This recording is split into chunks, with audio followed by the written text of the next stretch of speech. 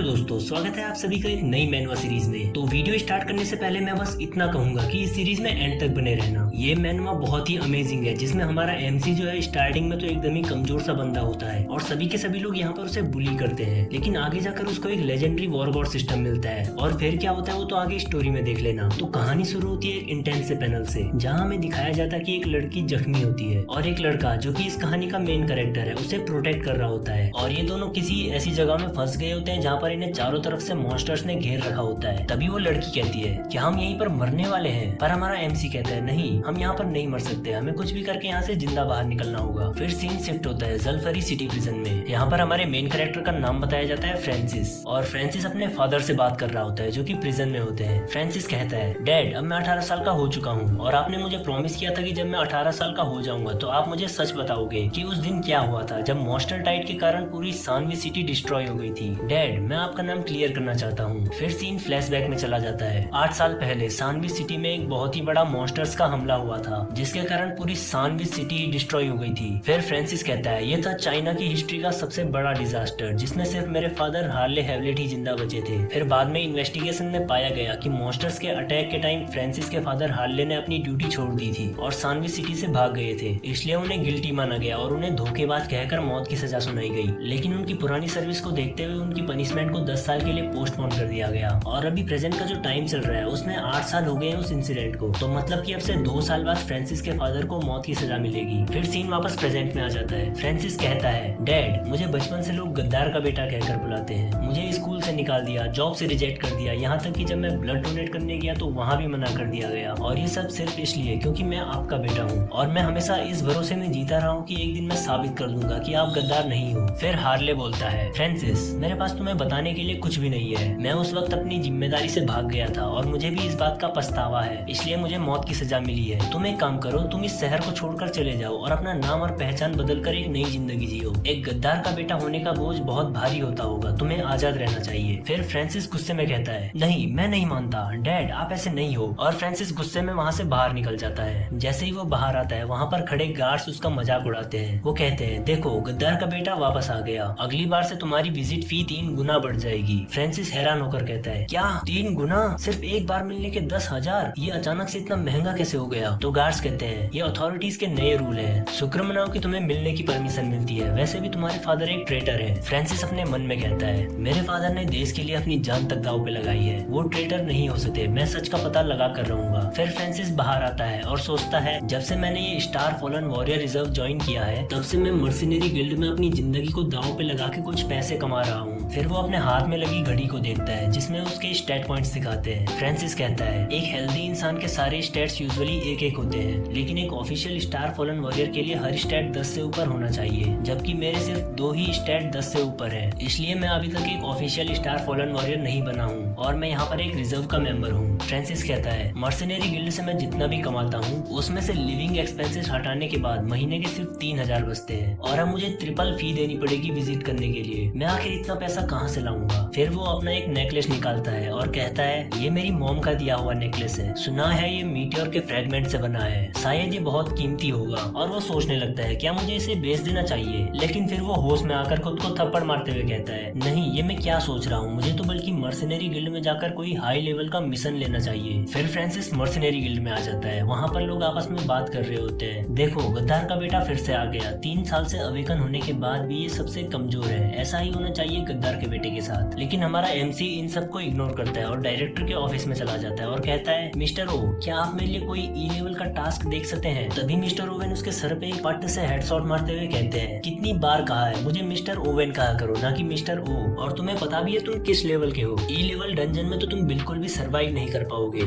यहाँ तक कि एफ लेवल की डंजन्स में भी तुम बस कैनन फॉडर मतलब कि मॉन्स्टर्स का चारा ही बनते हो। और वो तो तुम्हारी किस्मत अच्छी है जो कि तुम इतने सालों से मरे नहीं, तुम एक स्टार फॉलन वॉरियर रिजर्व के मेंबर हो, अगर तुम ई लेवल मॉन्स्टर लेयर में जाओगे तो तुम जिंदा बाहर कैसे आओगे? तो फ्रांसिस कहता है, मुझे पता है मिस्टर ओवेन, पर मेरे पास और कोई ऑप्शन भी तो नहीं है। तो मिस्टर ओवेन उसकी मजबूरी को समझता है और एक टास्क सीट दिखाते हुए कहता है, ये देखो किसी ने ई लेवल मॉन्स्टर लेयर में एक स्काउट के रोल के लिए बहुत हाई रिवॉर्ड रखा है, टास्क ये है कि तुम्हें रास्ता क्लियर करना होगा और काफी रिस्की होने वाला है। तो फ्रांसिस उस पेपर को देखता है और एक्साइटेड होकर कहता है, क्या 20,000 का reward? Love you mister Owen. तो मिस्टर ओवेन कहता है, ये टीम थोड़ी सस्पिशियस है इसलिए संभल के रहना। फिर फ्रांसिस रेडी होने लगता है और स्माइल करते हुए कहता है टास्क तो सिंपल सा है, मॉन्स्टर लेयर का रास्ता स्काउट करना है और टीम में सभी जूनियर या फिर उससे ऊपर के वॉरियर्स हैं और तो और इसका काफी अच्छा रिवॉर्ड मिलेगा। लगता है आज मेरी किस्मत चमक गई। फ्रांसिस टीम के पास जाता है और एक लड़की उसे ग्रीट करते हुए कहती है मैं हूँ इस टीम की लीडर इवॉन मूरे। और वो पूछती है क्या तुम ही हो मिस्टर ओवेन के रिकमेंडेड स्काउट। तभी फ्रांसिस उसके कपड़ों और वेपन्स को देखकर हैरान हो जाता है और सोचता है उसके वेपन और कॉस्ट्यूम वो तो एक इंटरमीडिएट लेवल की स्टार फॉलन वॉरियर है। और हमारा चैप्टर 1 यहीं पर खत्म हो जाता है। चैप्टर 2 की स्टार्टिंग में हम देखते हैं फ्रांसिस सोचता है उस लड़की के वेपन में तो मॉन्स्टर एसेंस कोर लगा हुआ है और उसने जो आउटफिट पहना है वो तो एक स्टार फॉलन आउटफिट है। अगर मैं ठीक से याद करूँ तो सिर्फ इंटरमीडिएट लेवल के जो स्टार फॉलन वॉरियर्स होते हैं वो ही ऐसे स्टार फॉलन आउटफिट्स पहन सकते हैं और ऐसे वेपन और आउटफिट्स एक स्टार फॉलन वॉरियर की पावर को बहुत ज्यादा बढ़ा देते हैं। और यहाँ पर एक इंटरमीडिएट लेवल का स्टार फॉलन वॉरियर बनने के लिए हमारे सारे स्टेट्स 40+ होने चाहिए और देखने में तो वो लड़की लगभग मेरी ही एज की लगती है। और 20 साल से भी कम की एज में जो लोग इंटरमीडिएट लेवल के स्टार फॉलन वॉरियर बन जाते हैं वो जीनियस होते हैं। उसकी और मेरी पावर के बीच में तो बहुत बड़ा गैप है, पता नहीं मैं उस लेवल तक कब पहुंचूंगा। फिर फ्रांसिस इवॉन मूरे से कहता है हाय मैं हूँ फ्रांसिस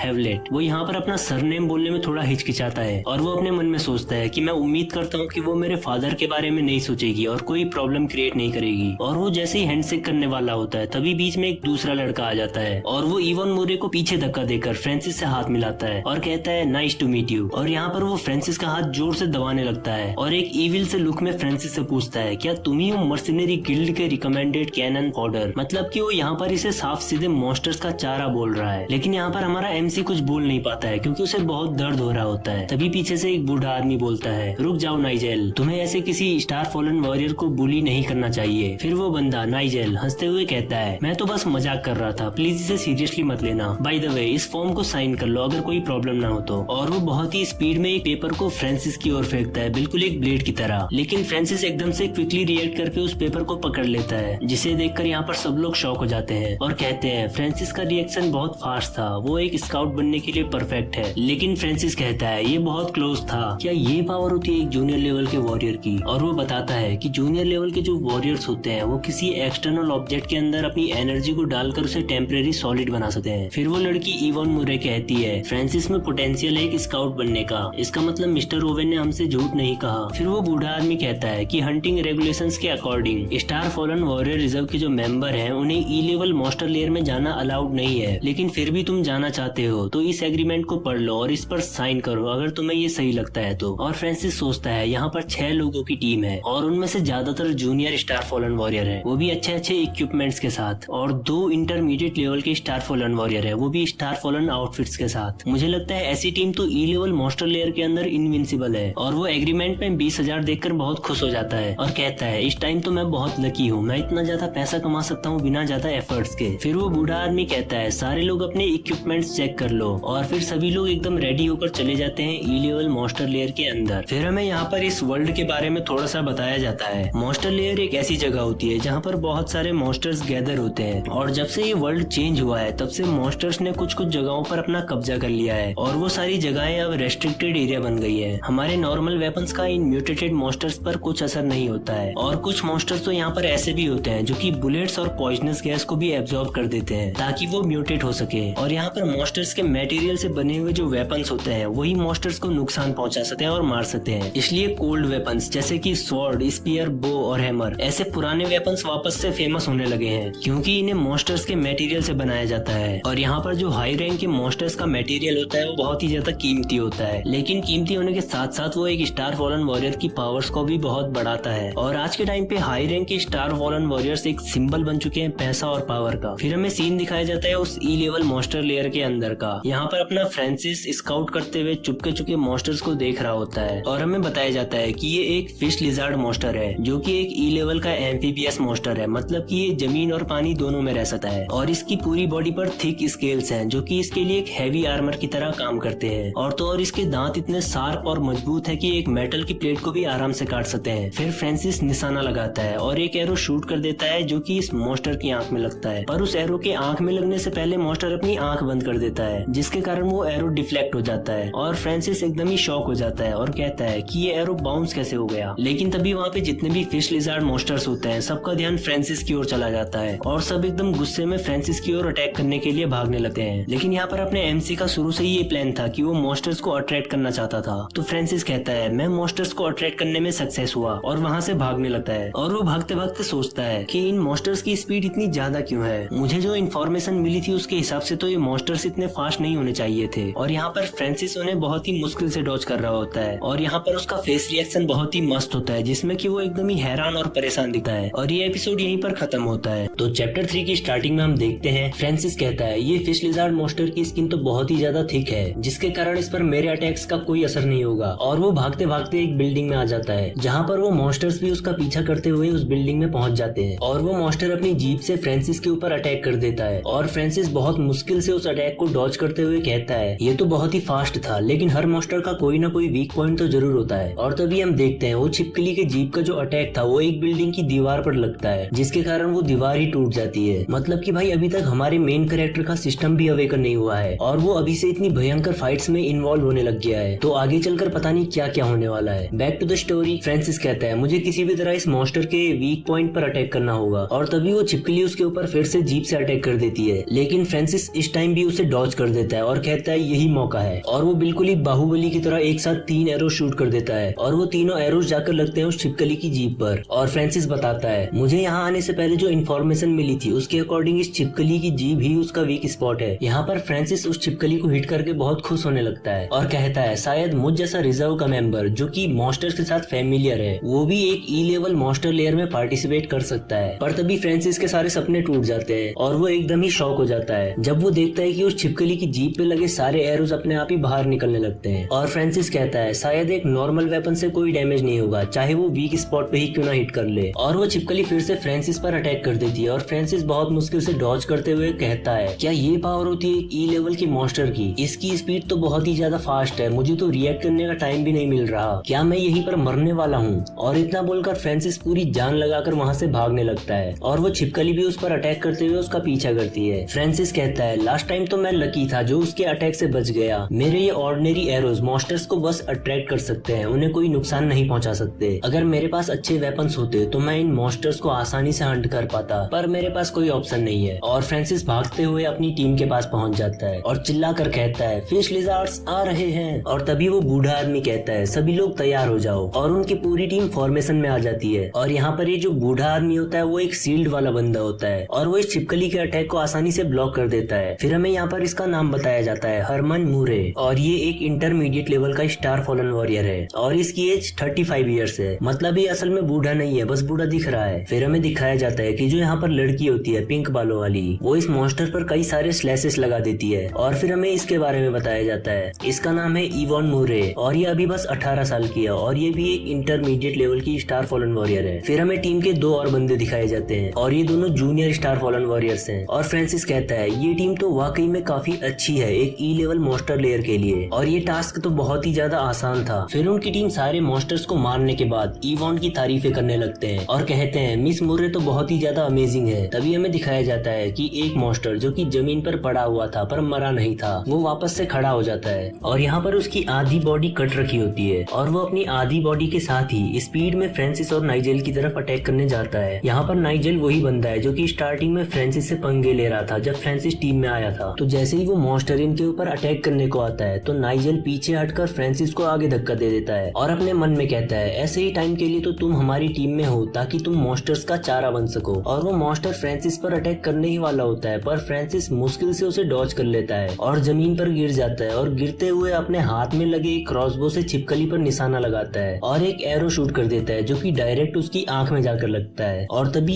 इवॉन भी वहां पर आकर अपनी स्वॉर्ड से उस मॉन्स्टर को मार देती है, लेकिन फ्रांसिस का एरो उस मॉन्स्टर के क्रिटिकल स्पॉट पर लगने के कारण फ्रांसिस को किल मिल जाता है। और फिर यहाँ पर पहली बार अपना सिस्टम अपीयर होता है। तो इसी बात पर सब लोग कमेंट में सिस्टम लिख दो भाई। तो हमें दिखाया जाता है कि फ्रांसिस का जो लॉकेट था जो कि उसकी मॉम ने दिया था उसमें से एक विंडो बाहर आती है और उसमें आवाज आती है कि तुमने फर्स्ट टाइम एक ई लेवल के मॉन्स्टर को मारा है जिसके कारण तुम्हारी रिक्वायरमेंट्स पूरी हो गई है और अब सिस्टम एक्टिवेट हो रहा है और यूजर के साथ अडेप्ट हो रहा है, प्लीज वेट। और फ्रांसिस यहाँ पर शॉक हो जाता है और कहता है ये साउंड क्या ये मेरा एक इल्यूजन था? फिर इवॉन नाइजेल से कहती है नाइजेल तुम इन मॉन्स्टर्स की बॉडी से इसेंस कोर निकालो और इन्हें ठिकाने लगाओ। तो नाइजेल कहता है सीरियसली आई मीन ये मेरा काम नहीं है, ये मैं क्यों करूँ? तो इवॉन गुस्से में कहती है ये मत सोचो कि अभी अभी जो तुमने किया वो मुझे पता नहीं ही चला और यहाँ पर नाइजेल के पसीने छूटने लगते हैं। फिर नेक्स्ट सीन में हमें दिखाया जाता है कि ये सभी लोग एक जगह पर कैंप कर रहे होते हैं और इवन फ्रांसिस को कुछ खाने के लिए देती है और कहती है ये एक नई तरह का आर्मी राशन है जो कि जल्दी से एनर्जी को रिस्टोर कर देता है। और वो कहती है कि तुम काफी अच्छे स्काउट हो और फ्रांसिस भी शर्माते हुए थैंक यू कहता है और फ्रांसिस सोचता है कि इवन उतनी भी बुरी नहीं है जितनी वो लगती है। फिर नाइजेल कहता है फ्रांसिस मुझे लगा नहीं था कि तुम मॉन्स्टर्स को अट्रैक्ट करने में इतने अच्छे होगे, लेकिन अनफॉर्चुनेटली तुम्हारे लिए इम्पॉसिबल है कि तुम अपनी पूरी लाइफ में भी कभी इंटरमीडिएट स्टार फॉलन वॉरियर बन पाओ। इसलिए अगर तुम्हें पैसे कमाने हैं तो तुम्हें हमेशा ही ऐसे मॉन्स्टर का चारा बनकर दूसरी टीम्स के साथ रहना पड़ेगा। फिर इवन कहती है नाइजेल शांत हो जाओ। नाइजेल हंसते हुए कहता है सॉरी मैंने गलती से सच बोल दिया और उनकी टीम के बाकी सभी लोग हंसने लगते हैं और वो 35 साल का बूढ़ा हरमन कहता है कि इसको सीरियसली मत लेना, नाइजेल हमेशा ही मजाक करता रहता है। और फ्रांसिस एक फेक स्माइल देते हुए सोचता है कि अब अच्छा बनने का नाटक मत करो, मुझे पता है उस समय नाइजेल ने क्या किया था और वो कोई मजाक नहीं था।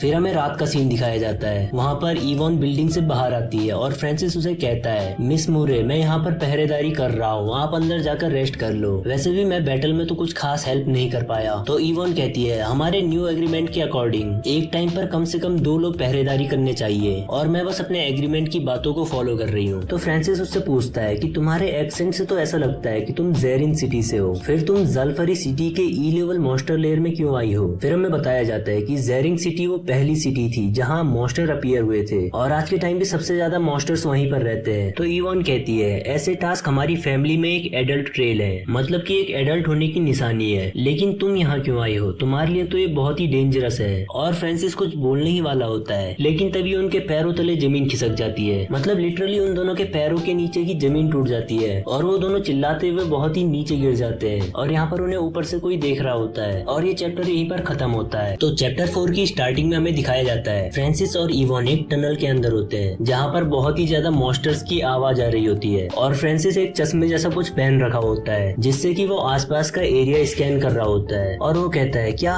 सीरियसली हम दोनों टनल के कोलैप्स होने के कारण इस टनल के अंदर आ गए हैं। फिर इवन कहती है क्या तुमने ठीक से चेक किया कि ये एक टनल कोलैप्स ही था। तो फ्रांसिस कहता है हाँ, और हम अभी कम से कम 68 फीट नीचे हैं, शायद ये किसी अर्थक्वेक के कारण हुआ है और हम इस गड्ढे से तो 68 फीट ऊपर नहीं जा सकते, इसलिए हमें कोई और सबवे एग्जिट ढूंढना पड़ेगा। फिर इवन कहती है क्या तुम्हें यहाँ किसी और सबवे एग्जिट का पता है। तो फ्रांसिस कहता है हाँ, मैं यहाँ पूरी तैयारी के साथ आया हूँ और वो एक तरफ इशारा करते हुए कहता है कि अगर रोड क्लियर होगी तो इस रास्ते पे हम जल्दी से एग्जिट तक पहुँच जाएंगे। फिर वो दोनों उस रास्ते पर आगे चलने लगते हैं और फ्रांसिस कहता है कि यहाँ से उजाला आ रहा है, ऐसा लगता है कि हम सही रास्ते पर हैं। फ्रांसिस ने नाइट विजन गॉगल्स पहने होते हैं और वो अपने मन में कहता है कि एक इंटरमीडिएट लेवल के स्टार फॉलोन का विजन काफी अच्छा होता है, मेरे इन नाइट विजन गॉगल से भी अच्छा। वो रात में भी इतना साफ देख सकते हैं जैसे कि दिन में। वो दोनों आगे चल रहे होते हैं तभी इवन रुक जाती है। तो फ्रांसिस कहता है क्या हुआ और अपने गॉगल्स उतार देता है और इवन कहती है यहाँ पर ई लेवल मॉन्स्टर्स हैं, वो भी एक से ज्यादा। तो फ्रांसिस कहता है कि मुझे ऐसा कुछ सेंस क्यों नहीं हुआ। तो इवन रिप्लाई करती है कि ये नॉर्मल है कि तुम्हें कुछ सेंस नहीं हुआ, क्योंकि मुझे तो ये बात मेरी स्वॉर्ड ने बताई है कि यहाँ पर मॉन्स्टर्स हैं। तो फ्रांसिस सोचने लगता है क्या ये स्वॉर्ड से सेंस करने की स्किल है। जिन वॉरियर्स के पास ये स्किल होती है वो कई स्टार फॉलन स्वॉर्ड्स को मास्टर कर सकते हैं और मॉन्स्टर का ऑरा सेंस कर सकते हैं अपनी स्वॉर्ड से, और इस एबिलिटी का नाम है एपिस्टेटिक पावर। तभी हमें दिखाया जाता है कि आगे से बहुत सारी लाल आंखें चमकने लगती हैं और फिर वहाँ से बहुत सारे फिश लिजार्ड मॉन्स्टर्स बाहर निकल आते हैं। तो ये देखकर इवन फाइटिंग स्टैंस में आ जाती है और यहाँ पर उसकी आंखों से ब्लू लाइट सी निकल रही होती है और वो फ्रांसिस को कहती है कि मुझसे दूर रहो। तो फ्रांसिस अपना डैगर पकड़ते हुए कहता है कि मैं हेल्प कर सकता हूँ। तो इवन कहती है मैंने कहा ना पीछे रहो, तुम बस मुसीबत को और बढ़ाओगे। और फ्रांसिस इवन को देखकर शॉक हो जाता है, वो इतने सारे मॉन्स्टर से अकेले फाइट कर रही होती है, वो लगातार उनके ऊपर स्लैशेस मारती रहती है। तो फ्रांसिस कहता है ये तो बहुत ही ज्यादा पावरफुल है, क्या ये इसकी रियल पावर है, जबकि एक नॉर्मल ई लेवल का मॉन्स्टर एक इंटरमीडिएट स्टार फॉलन वॉरियर के बराबर होता है और ये अकेले इतने सारे मॉन्स्टर से लड़ रही है। फिर हमें फ्रांसिस का एक फनी सा लुक दिखाते हुए बताया जाता है कि नॉर्मली एक एफ लेवल का monster junior star fallen warrior के बराबर होता है और एक ई लेवल का मॉन्स्टर इंटरमीडिएट के बराबर और एक डी लेवल का मॉन्स्टर सीनियर वॉरियर के बराबर और एक सी लेवल का मॉन्स्टर जूनियर वॉरलॉर्ड के बराबर होता है। और यहाँ पर इवन अकेले एक से ज्यादा मॉन्स्टर से लड़ रही है, इसका मतलब वो एक सीनियर वॉरियर जितनी पावरफुल है। फिर यहाँ पर फ्रांसिस का लेक्चर खत्म होता है और हम देखते हैं कि इवन ने एक मॉन्स्टर की मुंडी को काट दिया होता है जो कि उड़कर सीधा फ्रांसिस के हाथ पर आकर काट देता है और फ्रांसिस उसको अपनी डैगर से मारते हुए कहता है बाढ़ में जाओ। और वो सोचता है कि मुझ जैसे रिजर्व के मेंबर के लिए तो यहाँ सरवाइव करना भी मुश्किल है। फिर सिस्टम की विंडो पॉपअप ड्रॉप होती है और उसमें लिखा आता है कि अभी जो फ्रांसिस ने एक ई लेवल के मॉन्स्टर को मारा उसके कारण सिस्टम की अडेप्टेशन स्पीड बढ़ चुकी है। और फ्रांसिस कहता है ये क्या हो रहा है, ये आवाज फिर से आई, खैर इसे छोड़ो, मुझे अभी करंट सिचुएशन पे फोकस करना चाहिए। फिर हम देखते हैं कि इवॉन की स्वॉर्ड खून से लथपथ होती है और वो एग्जिट पे पहुंच जाते हैं, लेकिन एग्जिट पत्थरों से ब्लॉक होती है। तभी इवॉन अपनी तलवार फ्रांसिस के गले पर रख देती है। फ्रांसिस कहता है मिस मुर्रे आप ये क्या कर रही हैं? तो इवॉन कहती है ये सवाल तो मुझे तुमसे पूछना चाहिए। और फिर हमें हवा में कुछ खून के छींटे उड़ते हुए दिखाए जाते हैं और ये चैप्टर यहीं पर खत्म होता है। तो चैप्टर 5 की स्टार्टिंग में हम देखते हैं फ्रांसिस एकदम ही डरते हुए कहता है मिस मुर्रे आप ये क्या कर रही हैं? इसका क्या मतलब हुआ? सिर्फ इसलिए कि तुम यहाँ से बाहर नहीं निकल पा रही तो क्या तुम अपना गुस्सा मुझ पर निकालोगी? और वो दोनों एक दूसरे की आंखों में देखने लगते हैं और इवॉन कहती है मैं बस तुम्हें टेस्ट कर रही थी, कहीं इस सब के पीछे तुम तो नहीं हो, क्योंकि ऐसे एक्सीडेंट्स होना बहुत ही ज्यादा रेयर होता है। तो फ्रांसिस कहता है क्या ऐसा हो सकता है कि रास्ते का टूटना और ये एग्जिट का ब्लॉक होना ये कोई एक्सीडेंट ना हो बल्कि किसी की सोची समझी चाल हो? तो इवॉन कहती है हाँ ये जरूर किसी की सोची समझी चाल है और उनका टारगेट मैं हूँ और मुझे माफ करना कि मेरी वजह से तुम भी यहाँ फंस गए। तो फिर फ्रांसिस कहता है क्या ये स्टारफॉल फैमिलीज के बीच की लड़ाई है? फिर हमें बताया जाता है जब से स्टारफॉल वॉरियर्स बनने शुरू हुए हैं तब से ऐसी फैमिलीज भी बनने लगी हैं जो कि बहुत सारे स्टारफॉलन वॉरियर्स बनाती है। मतलब जिन फैमिलीज में बहुत सारे स्टारफॉलन वॉरियर्स होते हैं और इन फैमिलीज को स्टारफॉल फैमिलीज कहा जाता है। और इन फैमिलीज का एक रूल होता है जो स्ट्रॉन्ग है वो जिएगा और जो वीक है वो मरेगा। और अगर किसी को स्टारफॉल फैमिलीज में हाई रैंक पर जाना है तो उन्हें मॉन्स्टर लेयर वाले मिशंस करने होते हैं और तो और अपनी ही फैमिलीज के अपोनेंट्स को फेस करना होता है। इवॉन कहती है फ्रांसिस क्या यहाँ और कोई एग्जिट है जो कि थोड़ा सीक्रेट हो? तो फ्रांसिस कहता है मुझे थोड़ा सोचने दो और वो पूरे एरिया को स्कैन करने लगता है। इसका मतलब फ्रांसिस पूरी तरह से भी यूजलेस नहीं है, उस पे आखिर कोई तो स्किल है। तभी फ्रांसिस कहता है हाँ मुझे एक एग्जिट मिला, एक सबवे एंट्रेंस है जो कि यहाँ आते हुए हमने रास्ते में स्किप कर दिया। भले ही वो भी ब्लॉक्ड है लेकिन मुझे उसमें से छोटे छोटे गैप्स दिखाई दे रहे हैं। मैंने सब कुछ स्कैन कर लिया है, वहाँ से एक अंडरग्राउंड पैसेज है जिसकी मदद से हम बाहर पक्का निकल जाएंगे। फिर इवॉन कहती है थैंक यू फ्रांसिस, मैं बहुत लकी हूँ जो तुम मेरी टीम में थे। तो फ्रांसिस कहता है मिस मोरे अगर ऐसा है तो मैं भी बहुत टाइम से एक बात कहना चाहता हूँ। तो इवॉन बहुत अजीब सा रिएक्शन देते हुए कहती है हाँ बोलो क्या बोलना है? फ्रांसिस कहता है क्या हम थोड़ा धीरे भाग सकते हैं, मैं ठीक से सांस भी नहीं ले पा रहा हूँ। और फ्रांसिस के मुंह से उसकी आत्मा निकल रही होती है। तो इवॉन कहती है ठीक है ठीक है। और फ्रांसिस नीचे बैठकर हांफने लगता है और कहता है यहाँ कोई एयर सर्कुलेशन नहीं है जिसके कारण इधर स्टेमिना बहुत जल्दी खत्म हो रहा है। इवॉन कहती है ठीक है मैं समझ सकती हूँ। फिर इवॉन उससे पूछती है फ्रांसिस तुम तो बस एक रिजर्व के मेंबर हो, फिर भी तुमने एक ई लेवल का टास्क लिया है, क्या तुम्हें पैसों की इतनी ज्यादा जरूरत है जो कि तुम इतना डेंजरस काम कर रहे हो? तो फ्रांसिस कहता है ऑब्वियसली मुझे पैसों की जरूरत है, वरना मुझ जैसा रिजर्व के मेंबर भला एक ई रैंक डंजन में क्यों ही आता? और वो अपना लॉकेट पकड़कर अपने मन में कहता है अभी 2 साल से भी कम बचे हैं मेरे फादर के एग्जीक्यूशन में, मतलब उनको मौत की सजा मिलने में, और मुझे उससे पहले ही सच का पता लगाकर उन्हें छुड़ाना होगा। फिर वो एक फ्लैशबैक में चला जाता है जहाँ पे फ्रांसिस के मम्मी और पापा साथ में खड़े होते हैं और फ्रांसिस की मम्मी कहती है कि अगर ये मॉन्स्टर्स यहाँ नहीं होते तो मैं उस ओशियन साइड या उस बीच पर जाना पसंद करती जहाँ पर कि हम दोनों पहली बार मिले थे। तो फ्रांसिस के पापा बोलते हैं जब मैं इन सारी मॉन्स्टर लेयर्स को खत्म कर दूंगा तब तुम फिर से उस ब्यूटीफुल ओशियन साइड पर जा पाओगी। फिर हमें फ्रांसिस दिखाया जाता है जब वो बच्चा था और वो कहता है कि उसी साल मेरी मॉम गुजर गई। लोग कहते हैं कि वो एक छोटे से मॉन्स्टर आउटब्रेक के कारण मर गई जबकि वो किसी को बचा रही थी। उस समय मैं एक छोटा बच्चा था, मुझे नहीं पता था कि ये दुनिया में क्या कैसे होता है। मैंने बस एक मरे हुए लोगों की लिस्ट में अपनी मॉम का नाम देखा और एक फादर जिसने कि अपनों को ऐसे मॉन्स्टर आउटब्रेक के कारण खोया हो तो भला कैसे किसी मॉन्स्टर आउटब्रेक को इग्नोर करके भाग सकते हैं? वो बिल्कुल भी गद्दार नहीं हो सकते, जरूर इसमें कोई ना कोई बात तो छुपाई जा रही है। और उतनी देर से ये सारी बातें फ्रांसिस अपने मन में बोल रहा होता है जिसके कारण वहाँ पर एक ऑकवर्ड सी साइलेंस होती है। तो इवॉन बोलती है सॉरी मुझे ऐसे पर्सनल सवाल नहीं पूछने चाहिए थे। तो फ्रांसिस उसका कोई रिप्लाई नहीं करता और फिर खड़ा उठकर कहता है मिस मुर्रे मुझे लगता है कि मैंने काफी रेस्ट कर लिया है, अब हमें चलना चाहिए। फिर वो दोनों चलते चलते एग्जिट तक पहुंच जाते हैं और सबवे से बाहर निकल आते हैं। लेकिन जैसे ही वो बाहर आते हैं तभी उन पर बहुत सारे एरोज से अटैक हो जाता है और इवॉन फ्रांसिस को धक्का देते हुए जल्दी से उन एरोज को डॉज करती है, जबकि फ्रांसिस ने तो अभी तक इन एरोज को देखा भी नहीं था। वो कहता है क्या हुआ मिस मुर्रे? और वो फिर जैसे ही खड़ा उठता है तो वो देखता है कि इवॉन के पीठ में एक पॉइजनस एरो लगा होता है। फ्रांसिस कहता है मुझे इस एरो को बाहर निकालकर पॉइजन को ट्रीट करना होगा। वो एरो को खींचकर बाहर निकालता है और इवॉन को वहीं पर लिटा देता है और कहता है मैं अपने साथ एंटीटोड लेकर आया हूँ, जल्दी से इसे खा लो। और इवॉन ऊपर देखते हुए कहती है मैंने कभी नहीं सोचा था कि तुम मुझे धोखा दोगे अंकल। और हमें ऊपर दिखाया जाता है ऊपर वो ही 35 साल का बूढ़ा हरमन खड़ा होता है। वो कहता है हा मेरी भतीजी, मुझे एक बहरूपिया समझने की जरूरत नहीं है, तुम इतने सारे एरोज से भी बच गई,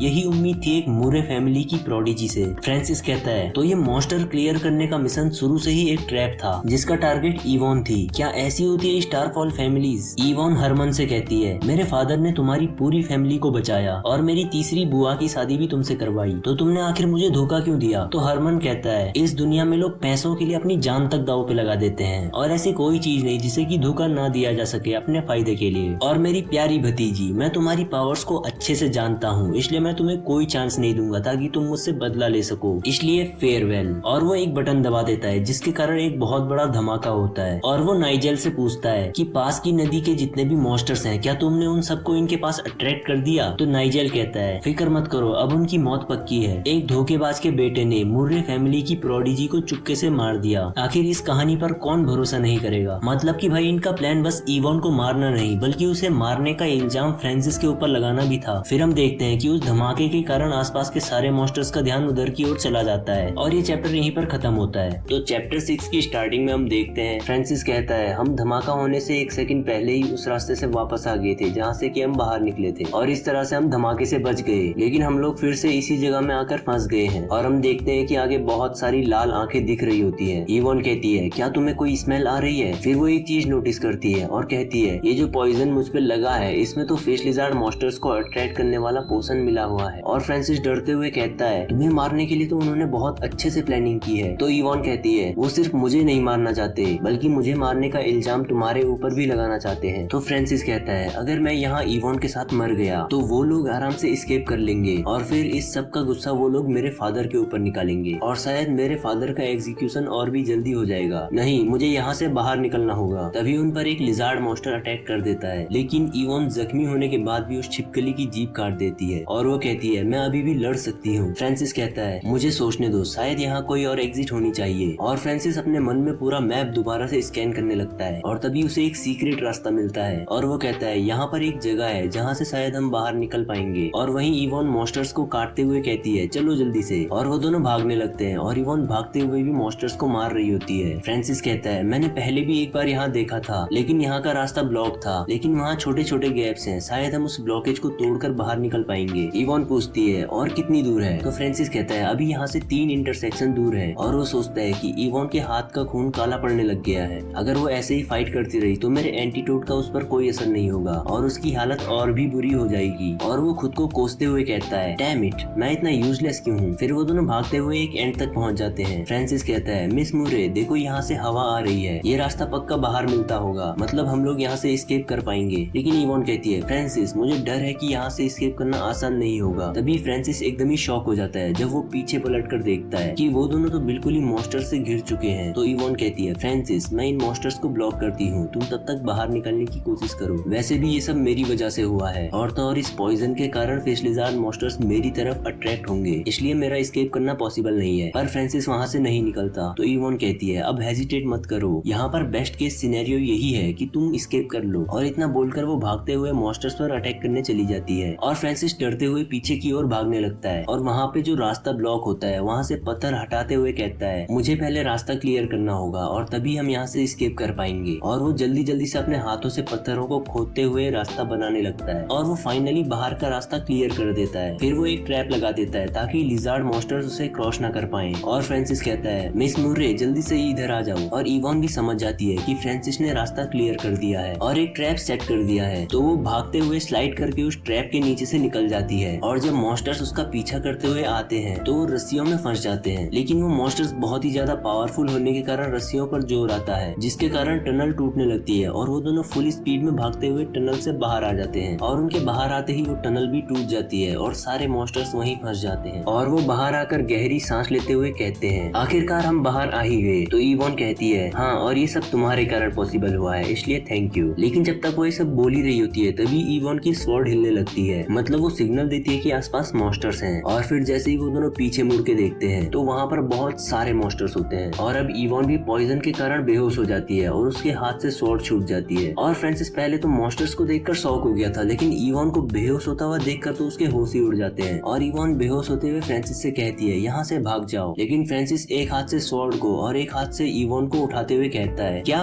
भाग जाऊं? लेकिन मैं आखिर भाग कर जाऊं कहाँ? हम तो चारों तरफ से मॉन्स्टर से घिर चुके हैं। और अगर आपको याद होगा तो यहाँ पर हमें वही सीन दिखाया जा रहा है जो कि इस मैनुआ की स्टार्टिंग में हमें फर्स्ट सीन दिखाया गया था। तो इसका मतलब अब जाकर हमारी स्टोरी मेन सीन पर पहुंची है और अभी तक तो बस बैक स्टोरी चल रही थी। फ्रांसिस कहता है मैंने आज तक एक भी ई रैंक मॉन्स्टर को हेड ऑन फेस नहीं किया है, और वो चिल्लाकर कहता है आ जाओ सारे, भले ही मैं मर भी जाऊं लेकिन कम से कम एक को तो मार के रहूंगा। और तभी एक मॉन्स्टर भागते हुए फ्रांसिस की ओर आता है, लेकिन फ्रांसिस स्वॉर्ड से एक स्लैश मारता है और उस मॉन्स्टर की मुंडी कट जाती है, लेकिन वो छिपकली उस कटी हुई मुंडी से भी अटैक कर देती है और वो अपनी जीभ को फ्रांसिस की छाती के आर पार कर देती है और फ्रांसिस के हाथ से स्वॉर्ड गिर जाती है। और फ्रांसिस नीचे गिरते हुए कहता है फादर मुझे माफ करना, लगता है मैं अब आपका नाम क्लियर नहीं कर पाऊंगा, पर मैं अभी नहीं मरना चाहता, काश मैं थोड़ा और स्ट्रांग होता, काश। और वो बेहोश हो जाता है। तभी सिस्टम की विंडो ओपन हो जाती है और सिस्टम कहता है तुमने टोटल 3 ई रैंक के मॉन्स्टर्स को मार दिया है, जिसके कारण एनर्जी गैदरिंग कंप्लीट हो गई है। War God system activated. तो भाई फाइनली 6 चैप्टर के एंड में आकर हमारे एमसी का सिस्टम एक्टिवेट हो गया और यहाँ पर फ्रांसिस के सारे स्टैट्स बहुत तेजी से चेंज होने लगते हैं और ये चैप्टर यहीं पर खत्म हो जाता है। तो चैप्टर 7 की स्टार्टिंग में हम देखते हैं सिस्टम से एक वार्निंग मिलती है। सिस्टम कहता है होस्ट मौत की कगार पर है, इमरजेंसी ट्रीटमेंट स्टार्ट हो रहा है। और फ्रांसिस एक अलग ही डायमेंशन में फ्लोट कर रहा होता है और वो कहता है क्या मैं मरने वाला हूँ, मुझे ये सब क्यों दिख रहा है। फिर सिस्टम का एक और मैसेज आता है और वो कहता है वॉर गॉड सिस्टम एक्टिवेट हो चुका है और पूरी एनर्जी गैदर हो गई है, इसलिए होस्ट को 100 स्टैट पॉइंट्स दिए जाते हैं और सिस्टम इन पॉइंट्स को अपने आप डिस्ट्रीब्यूट कर देगा, क्योंकि ऑब्वियसली फ्रांसिस तो बेहोश पड़ा है। फिर हमें फ्रांसिस के स्टैट्स दिखाए जाते हैं, जिसमें स्पिरिट 41, कॉन्स्टिट्यूशन 28, स्ट्रेंथ 28 और एजिलिटी 46 होती है। तभी फ्रांसिस को भी होश आ जाता है और वो कहता है ये अभी क्या हुआ, क्या ये मेरा मरते वक्त का हेल्यूसिनेशन था। उस मॉन्स्टर ने तो मुझ पर एक डेडली ब्लो मारा था और मुझे तो अभी दर्द भी नहीं हो रहा। और वो देखता है कि उसके कपड़ों पर तो अटैक का निशान होता है, लेकिन उसकी बॉडी पर कोई भी निशान नहीं होता है, वो पूरी तरह से हील हो चुका है। फ्रांसिस कहता है ये आखिर चल क्या रहा है। तभी वो देखता है कि सारे मॉन्स्टर तो इवॉन की तरफ जा रहे होते हैं, क्योंकि उसके ऊपर पॉइजन लगा होता है। तो फ्रांसिस स्वॉर्ड पकड़कर खड़ा हो जाता है और मॉन्स्टर उस पर अटैक कर देते हैं, लेकिन फ्रांसिस बैक फ्लिप मारते हुए बहुत आसानी से उसे डॉज कर देता है। और वो सोचता है मैंने आखिर इसे इतनी आसानी से कैसे डॉज कर दिया, मेरी बॉडी इतनी फास्ट कैसे हो गई। और सिर्फ मेरी बॉडी ही नहीं बल्कि ये स्वॉर्ड भी मुझे अब काफी पावरफुल लग रही है। और जैसे ही वो स्वॉर्ड पे देखता है तो एक सिस्टम विंडो ओपन हो जाती है, जिसमें उसे स्वॉर्ड की डिटेल्स बताई जाती हैं और उसमें लिखा होता है कि ये एक कॉमन स्टारफॉल वेपन है, इसका वेट 20 kg है और ये एक रेयर मेटल से बना है और इसमें एक ई रैंक मॉन्स्टर का कोर लगा है और ये टोटल 45 स्ट्रेंथ पॉइंट्स देती है। मतलब कि भाई ये तो फ्रांसिस की स्ट्रेंथ को डबल से भी ज्यादा बढ़ा देगी। फ्रांसिस कहता है तो मिस इवॉन की स्वॉर्ड इतनी अच्छी थी, तभी मैं सोचूं कि वो मॉन्स्टर्स को इतनी आसानी से कैसे मार रही थी। मुझे लगता है मैं भी इस स्वॉर्ड को मास्टर कर पाऊंगा और इसका फुल पोटेंशियल यूज कर पाऊंगा। फिर फ्रांसिस कहता है अभी ये जो कुछ भी हुआ इसे बाद में देखते हैं, पहले इस मैटर को देखते हैं जो कि अभी चल रहा है। उसका मतलब इन मॉन्स्टर्स है जो कि अभी उन पर अटैक कर रहे हैं। फ्रांसिस कहता है अब तो मैं तुम सबको मार कर ही यहाँ से बाहर निकलूंगा। फिर वो एक डैगर पर रस्सी बांधकर जोर से फेंकता है, जिससे वो एक साथ 2 मॉन्स्टर्स की जीभ के आर पार चला जाता है और फिर फ्रांसिस उस रस्सी को वापस खींचता है, जिसके कारण वो दोनों मॉन्स्टर्स आपस में टकराते हैं और बहुत स्पीड में फ्रांसिस की ओर खींचे चले आते हैं। और उनके पास आते ही फ्रांसिस एक स्लैश में ही उन दोनों के सर काट देता है। फिर फ्रांसिस कहता है मेरी इतनी पावर्स के साथ तो मैं जूनियर रैंक स्टारफॉल वॉरियर्स में टॉप में हूँ और इस स्वॉर्ड की स्ट्रेंथ के साथ तो शायद मैं इन सारे ई लेवल मॉन्स्टर्स को आराम से मार सकता हूँ। तभी सिस्टम कहता है भाई तू लड़ाई के बीच में है, लड़ाई पे फोकस कर ले, ये सब बाद में सोचना। फ्रांसिस कहता है ओ हाँ मैं तो भूल ही गया था, तो ठीक है मैं पहले मॉन्स्टर्स को निपटा लेता हूँ। फिर सारे मॉन्स्टर एक साथ फ्रांसिस को घेर लेते हैं और फ्रांसिस कहता है ऐसा मत सोचो कि मुझे सिर्फ भागना आता है। और वो बहुत ही स्पीड में उन सारे मॉन्स्टर्स पे अटैक करने लगता है और उन सबको गाजर मूली की तरह काट रहा होता है। लेकिन तभी 2 मॉन्स्टर्स उसके हाथ और कंधे पर अपने दांतों से अटैक कर देते हैं। तो फ्रांसिस एकदम ही गुस्से में उन दोनों को बीच में से आधा आधा काट देता है और यहाँ पर फ्रांसिस का एकदम ही ओपी वाला लुक दिख रहा होता है, जिसमें उसकी आंखों से ब्लू ऑरा निकल रहा होता है। और वो कहता है मैंने कभी नहीं सोचा था कि मैं भी ऐसे मॉन्स्टर से आमने सामने फाइट कर पाऊंगा।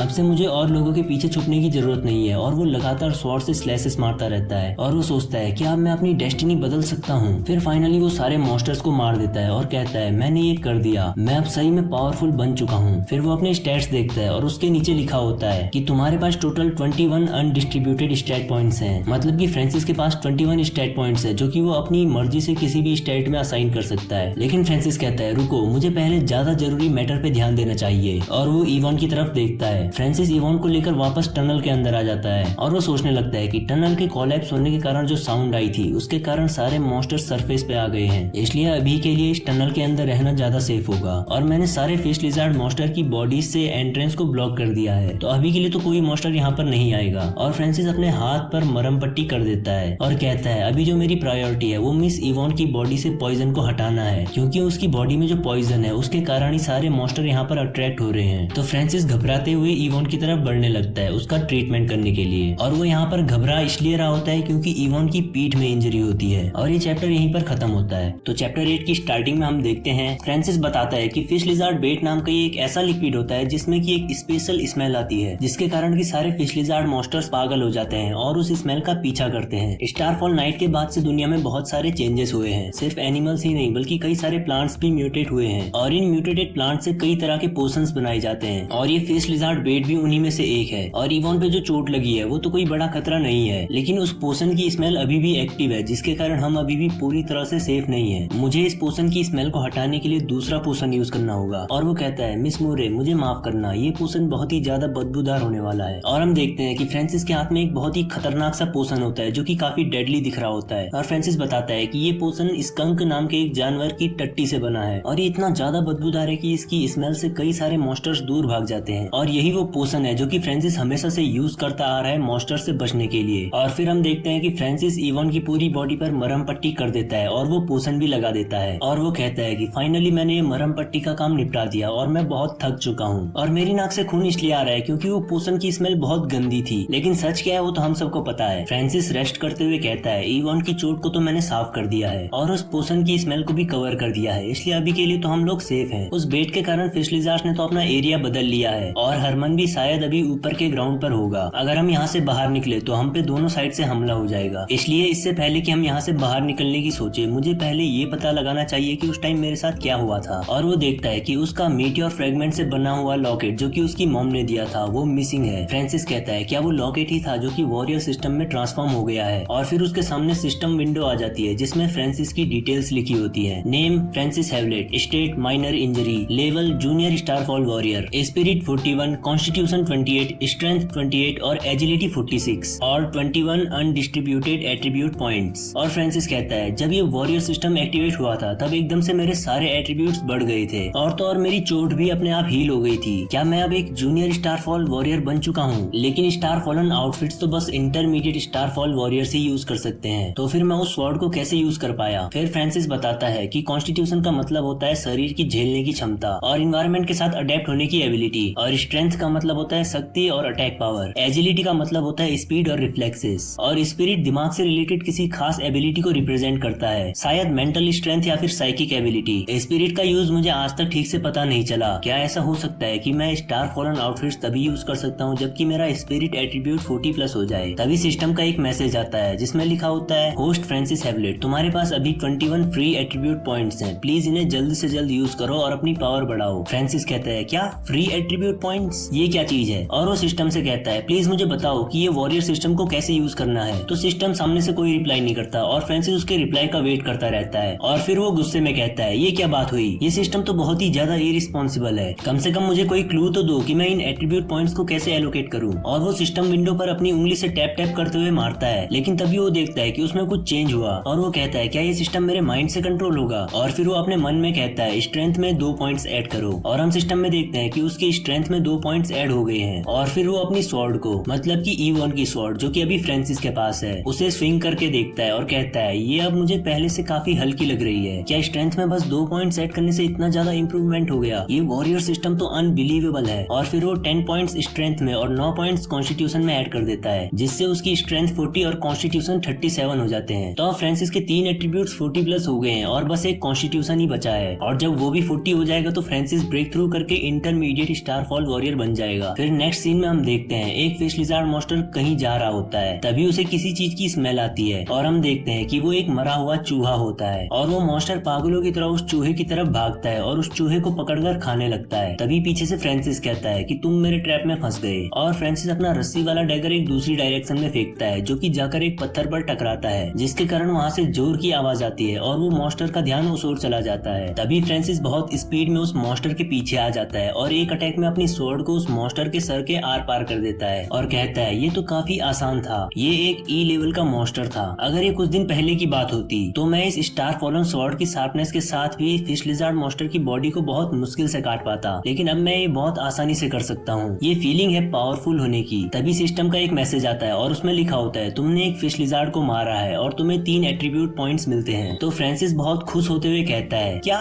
मुझे 3 एट्रीब्यूट पॉइंट्स मिल सकते हैं सिर्फ एक फिश लिजार्ड को मार के? अगर मैं यहाँ के सारे फिश लिजार्ड्स को मार दूं तो मेरी पावर तो, और वो अपने मन में कैलकुलेशन करने लगता है और वो कहता कहता है यहाँ लगभग 50 फिश लिजार्ड्स तो होंगे ही कम से कम। और फिर वो अपना सुपर कंप्यूटर वाला दिमाग यूज करते हुए बहुत बड़ी और खतरनाक वाली कैलकुलेशन करने लगता है। मतलब कि भाई खुद ही देख लो, वो यहाँ पर क्या ही तो कैलकुलेशन कर रहा है। और काफी देर सोचने के बाद वो हैरान होकर कहता है क्या 150 एट्रीब्यूट पॉइंट्स, इतने में तो मैं सीनियर स्टारफॉल वॉरियर बन जाऊंगा। फिर वो शांत होते हुए कहता है मुझे पहले इंटरमीडिएट स्टारफॉल वॉरियर में ब्रेक थ्रू करना चाहिए, उसके बाद ही आगे की सोचूंगा। और वो कहता है मेरा बस कॉन्स्टिट्यूशन एट्रीब्यूट ही था जो कि यहाँ पर 40 से कम था और इसे बस 3 पॉइंट्स चाहिए थे 40 होने के लिए, और अभी मेरे पास एग्जैक्टली 3 एट्रीब्यूट पॉइंट्स हैं। और फ्रांसिस कहता है मैं अब एक इंटरमीडिएट स्टारफॉल वॉरियर बनने वाला हूँ, और वो अपने कॉन्स्टिट्यूशन में 3 पॉइंट्स को ऐड कर देता है। और फिर हम सिस्टम विंडो में उसके एट्रीब्यूट्स को देखते हैं जो कि सभी 40 प्लस हो जाते हैं। और फ्रांसिस कहता है भले ही बस कॉन्स्टिट्यूशन में 3 पॉइंट्स ऐड हुए हैं, लेकिन इंटरमीडिएट स्टारफॉल वॉरियर बनना एक बड़ा ब्रेक थ्रू है, जिसके कारण मुझे लगता है कि मेरी ओवरऑल पावर 50% से बढ़ गई है। और वो अपनी स्वॉर्ड को स्विंग करता है और बताता है स्टारफॉल वॉरियर से ऊपर स्टारफॉल वॉरलॉर्ड्स आते हैं, अगर मैं स्ट्रॉन्ग बन जाऊं तो मुझे अपने फादर को बचाने से कोई नहीं रोक सकता। तो अब मैं शिकार करना चालू करता हूँ। और ये चैप्टर तो यहीं पर खत्म हो जाता है, लेकिन यहाँ पर मैं इस मैनवा वर्ल्ड के रैंकिंग सिस्टम के बारे में जो कुछ भी कंफ्यूजन हो रहा है उसे क्लियर कर देता हूँ। तो इस वर्ल्ड में मेनली 3 रैंक्स हैं। सबसे नीचे आते हैं स्टारफॉल वॉरियर्स, फिर उसके ऊपर आते हैं स्टारफॉल वॉरलॉर्ड्स, और उसके भी ऊपर आते हैं स्टारफॉल वॉरगॉड्स। और इन तीनों रैंक्स के भी 3-3 सब पार्ट्स हैं, जूनियर, इंटरमीडिएट और सीनियर। तो मतलब कि टोटल 9 रैंक्स हैं। और अभी हमारा एमसी यहाँ पर पहुंचा है इंटरमीडिएट स्टारफॉल वॉरियर के स्टार्टिंग में, और सिस्टम के अवेकन होने से पहले वो यहाँ पर था इन सबसे नीचे स्टारफॉल रिजर्व में, जो कि कोई रैंक नहीं है, बल्कि इसमें वो लोग आते हैं जो कि अवेकन तो हो गए हैं लेकिन एक ऑफिशियल जूनियर स्टारफॉल वॉरियर नहीं बने हैं। तो इस एक्सप्लेनेशन को यहीं पर खत्म करता हूँ। आई होप कि आप सभी को ये समझ आया हो। तो चैप्टर 9 की स्टार्टिंग में हम देखते हैं फ्रांसिस यहाँ पर कई सारे फिश लिजार्ड्स को मारते हुए जा रहा होता है, और वो कहता है इन फिश लिजार्ड से निकला हुआ मटेरियल 5000 तक का बिक सकता है, लेकिन बदकिस्मती से मैं इतना ज्यादा मटेरियल कैरी नहीं कर सकता, मैं बस इसके कुछ दांत और स्केल्स ही ले जा सकता हूँ, ये सब कीमती होते हैं। और फ्रांसिस ये सब सोचते हुए जा रहा होता है, और वो अपनी स्वॉर्ड को टनल की दीवारों पर रखकर रगड़ने लगता है, जिससे बहुत तेज आवाज आती है। और उस आवाज को सुनकर 2 फिश लिजार्ड्स यहाँ पर आ जाते हैं। और फ्रांसिस कहता है फिश लिजार्ड्स तो बहुत जल्दी आ गए, उनकी सुनने की पावर्स देखने से कई ज्यादा होती है। फिर वो दोनों फिश लिजार्ड्स अपनी जीप से फ्रांसिस के ऊपर अटैक कर देते हैं, और फ्रांसिस बहुत स्पीड में उनकी जीप के बीच से डॉज करते हुए उनके पास चला जाता है। तो ये देखकर वो मॉन्स्टर्स फ्रांसिस के ऊपर अपने पंजों से हमला करते हैं, लेकिन फ्रांसिस बहुत तेजी से उनके सामने से गायब हो जाता है और उनके पीछे आ जाता है, और एक स्लैश में ही दोनों के सर काट देता है। और फिर फ्रांसिस उनकी बॉडीज को डिसअसेंबल करने लगता है, मतलब कि उनको काट पीट कर उनके कीमती बॉडी पार्ट्स को निकालने लगता है। और वो कहता है ये आज का 16वां और 17वां फिश लिजार्ड है जो कि मैंने आज मार दिए हैं। मैंने स्टार्टिंग में तो छुप छुप कर मारना शुरू किया था, पर अब मैं आसानी से 2 फिश लिजार्ड्स को एक साथ हेड ऑन फेस कर सकता हूँ, वो भी इस स्टारफॉल स्वॉर्ड की हेल्प से। और मैं अभी जो है इंटरमीडिएट स्टारफॉल वॉरियर्स में भी टॉप में हूँ, लेकिन मैंने तो ये एक्सपेक्ट किया था कि 50 फिश लिजार्ड्स को मारकर मैं 150 एट्रीब्यूट पॉइंट्स तो कमा ही लूंगा, लेकिन इंटरमीडिएट स्टारफॉल वॉरियर बनने के बाद से मुझे एक फिश लिजार्ड को मारने पर बस एक ही पॉइंट मिल रहा है। और हमें सिस्टम का एक मैसेज दिखाया जाता है जिसमें लिखा होता है तुमने 2 फिश लिजार्ड्स को मारा है जिससे तुम्हें 2 एट्रीब्यूट पॉइंट्स मिले हैं। और एक और सिस्टम विंडो दिखाई जाती है जिसमें फ्रांसिस के एट्रीब्यूट पॉइंट्स दिखते हैं, और फ्रांसिस ने यहाँ पर अपनी एजिलिटी को बढ़ाकर 50 कर दिया है, और उसके पास 8 फ्री एट्रीब्यूट पॉइंट्स हैं। तो फ्रांसिस कहता है पहले मुझे एक फिश लिजार्ड को मारने पर 3 पॉइंट्स मिल रहे थे, क्या ये इसलिए था क्योंकि मैं अपने से ज्यादा पावरफुल मॉन्स्टर को मार रहा था? और वो कहता है भले ही अभी के लिए मैं सीनियर स्टारफॉल वॉरियर नहीं बन पाऊंगा, लेकिन जितनी पावर मुझ में अभी है उसके साथ मैं मिस मोरे को तो यहाँ से बाहर निकाल ही सकता हूँ। हाँ, लेकिन ये सिर्फ तभी हो पाएगा अगर यहाँ कोई और हाई लेवल का मॉन्स्टर ना हो। तो तभी वो चलते चलते नोटिस करता है कि यहाँ पर तो पानी है, और वहाँ दूसरी ओर से किसी मॉन्स्टर के चिल्लाने की आवाज आ रही होती है। तो फ्रांसिस चुपके से वहाँ देखता है और कहता है ये तो एक म्यूटेंट क्रिएचर है। और हमें उस मॉन्स्टर के बारे में बताया जाता है कि ये 2 सर वाला क्रोकोडाइल है, और ये एक तरह का ई लेवल म्यूटेंट मॉन्स्टर है। फिर बताया जाता है कि ये म्यूटेंट मॉन्स्टर जो है 2 तरह के मॉन्स्टर का कॉम्बिनेशन है। इसकी पावर तो बहुत ज्यादा बढ़ चुकी है और इसका डेंजर लेवल भी बहुत ज्यादा बढ़ चुका है। तभी हम देखते हैं कि कुछ 2-3 फिश लिजार्ड्स वहाँ पर आ जाते हैं, और ये 2 हेडेड क्रोकोडाइल उन्हें देख लेता है। तो ये अपने दोनों मुंह से उन पे अटैक कर देता है, और ये यहाँ पर अपनी जीप से अटैक कर रहा होता है, और ये एक ही अटैक में तीनों फिश लिजार्ड को मार देता है, और फिर उन्हें अपनी जीप से पकड़कर अपनी ओर खींचता है और खा जाता है। फ्रांसिस ये देखकर एकदम ही शॉक हो जाता है और कहता है इसने 3 फिश लिजार्ड्स को एक झटके में मार दिया, इसकी स्ट्रेंथ तो एक सीनियर स्टारफॉल वॉरियर के बराबर होगी, और मेरा इसके सामने टिकने का कोई चांस नहीं है, इसलिए मुझे पहले वापस चले जाना चाहिए। और वो इवॉन के पास आ जाता है और कहता है मिस मोरे पे जो फिश लिजार्ड को अट्रैक्ट करने वाला पोशन लगा था वो काफी हद तक खत्म हो चुका है, पर इवॉन को काफी चोट लगी थी और उसकी मदद के बिना मैं उस बड़े मॉन्स्टर को नहीं मार पाऊंगा। और इस टनल का एग्जिट भी उस 2 सर वाले क्रोकोडाइल के पीछे ही है, और तो और इस डंजन का एग्जिट भी उसके पास में ही है। तो हमें इसी एग्जिट से बाहर निकलना होगा, जिसके लिए पहले उस मॉन्स्टर को मारना जरूरी है। अगर हम किसी और एग्जिट से निकलने की कोशिश करते हैं तो हो सकता है हमें हरमन और उसकी टीम मिल जाए, जिससे कि हमारी मुसीबत और बढ़ सकती है। मुझे क्या करना चाहिए? और फ्रांसिस ये बोलते हुए इवॉन का ट्रीटमेंट कर रहा होता है, लेकिन तभी इवॉन की आंखें खुल जाती हैं और फ्रांसिस बहुत ही ज्यादा डर जाता है और एम्बेरेस हो जाता है, क्योंकि वो ऐसी पोजीशन में होता है कि इवॉन पक्का उसका गलत मतलब समझेगी। और फ्रांसिस डरते हुए अपनी सफाई में कहता है, मैं तो बस तुम्हारी वुंड्स को साफ कर रहा था, क्या तुम मेरी बात पर भरोसा करोगी? तो इवॉन कहती है, मुझे भरोसा है, और वो बहुत स्पीड में अपना डैगर फ्रांसिस के गले पर रख देती है और फ्रांसिस के प्राण निकलने ही वाले होते हैं। वो कहता है, मिस मोरे प्लीज मुझे एक्सप्लेन करने दो। तो इवॉन फ्रांसिस की काफी तुड़ाई करती है और फ्रांसिस के सर पर गोला उड़ जाता है। आपके यहाँ इस गोले को क्या कहते हैं, कमेंट करके बताना। और फ्रांसिस इवॉन को सब कुछ एक्सप्लेन कर देता है। फिर इवॉन कहती है, अच्छा तो तुमने सारे फिश लिज़ार्ड्स को मारा और मुझे यहाँ लेकर आए, इसका मतलब कि तुम अभी तक अपनी पावर्स को छुपा रहे थे। तुम वाकई में अपनी पावर्स को हाइड करने में काफी अच्छे हो। फ्रांसिस अपने मन में कहता है, मैं उसे वॉरियर सिस्टम के बारे में तो नहीं बता सकता, इसलिए मैं अभी के लिए इसी झूठ को कंटिन्यू करता हूँ। और वो इवॉन से कहता है, एक्चुअली मेरे फादर जो है वो farmer military commander Harley Hewlett हैं। और इवॉन हैरान होकर कहती है, क्या